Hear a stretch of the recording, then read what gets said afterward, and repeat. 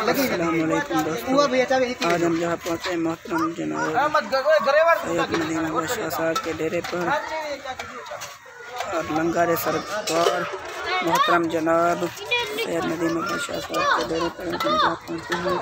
आपके सामने इतने बच्चे नजर आ रहे हैं।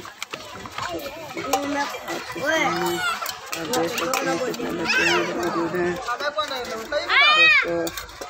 लंगर सरकार आपके सबसे नजर आ रहा है। बच्चे देखिए दोस्तों,